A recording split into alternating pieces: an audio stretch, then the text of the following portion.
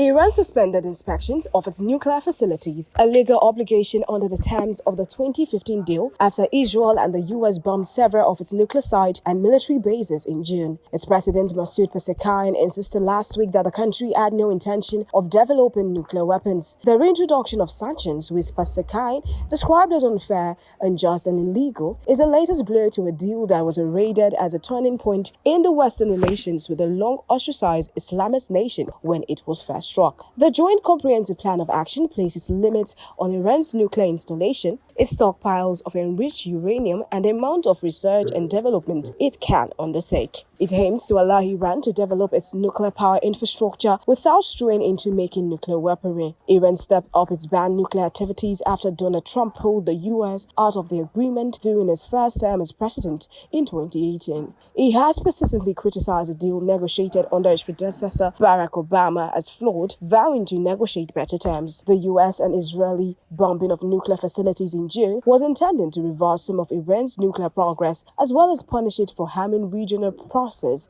that have repeatedly attacked Israel. While Trump said these had caused monumental damage, others cast doubt on the extent to which they had hindered Iran's nuclear program. Iran said the strike fundamentally changed the situation and rendered international support for the nuclear deal obsolete. Massa Technologies and Getty, a satellite image, shows that Iraq heavy water reactor building before it was hit by airstrikes. A satellite image shows the Iraq heavy water reactor before it was hit by an Israeli strike. European allies that remain party to the deal still hope negotiations will yield a cooling of tensions. Talks between the three countries and Iran on the sidelines of the UN General Assembly earlier this week failed to produce a deal which would have delayed the sanctions being imposed. The foreign ministers of the so-called E3 said they had no choice but to trigger the snapback procedures as Iran had repeatedly breached its commitment. They cited Iran's failure to take the necessary action to address our concerns, nor to meet the tax, nor to meet our ask on extension, despite extensive dialogue. Specifically, they mentioned Tehran's refusal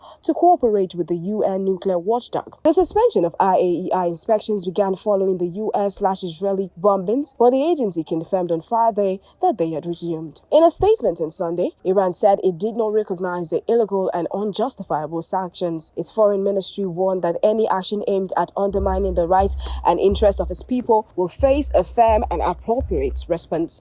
Pezeshkian has softened earlier threats of Iran quitting the Non-Proliferation Treaty altogether, but has warned that a return of sanctions would put negotiations in jeopardy.